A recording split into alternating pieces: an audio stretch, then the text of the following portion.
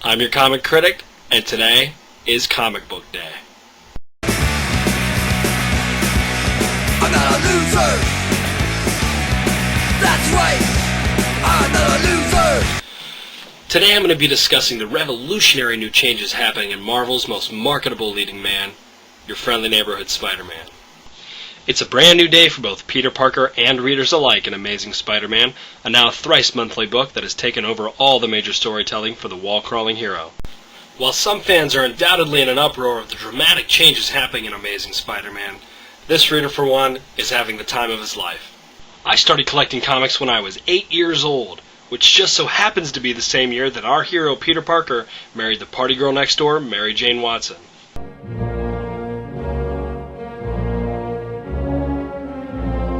So from day one, I and anyone my age have only known Peter Parker as a married man.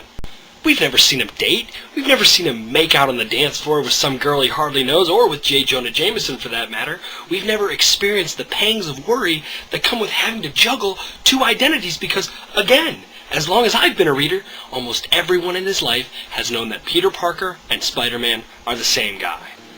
Venom knew, both Harry and Norman Osborn knew, Mary Jane knew, hell, even Aunt May found out a few years ago. Let's see, the Lizard knew. Not to mention last year's coup de grace when he outed himself in a press conference. But, I don't think we're supposed to talk about that.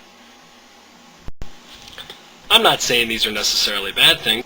If the characters don't grow and change, you might as well not even tell the story. Sometimes in comics, you change the costume. Sometimes the powers change. Sometimes people die, and then they come back, and then they die again. But if you're going to make an argument for change, you have to make it for all changes, not just the ones you're comfortable with. Because sometimes in comic books, a demon rewrites reality so that you were never married and no one remembers who you really are. It was a good run. For more than 20 years, we got to see what Spider-Man's life would be like in a committed relationship. There were good times, there were bad. But it's time to move on. And man, moving on has never been more awesome!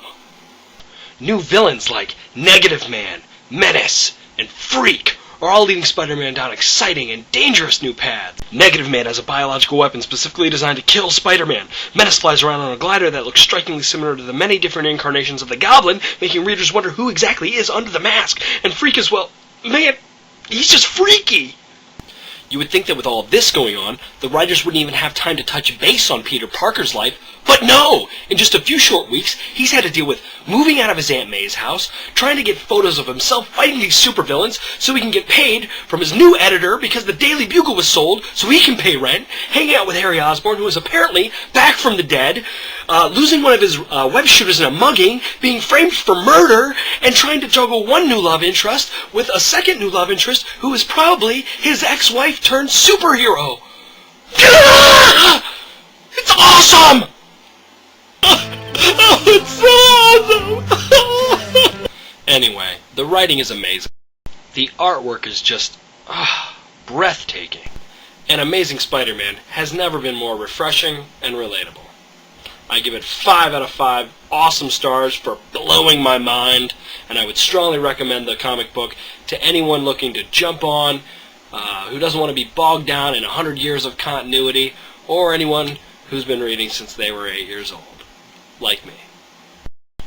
I hope all you fanboys, fangirls, and true believers alike have enjoyed my video, and at least until next week, make mine Marvel.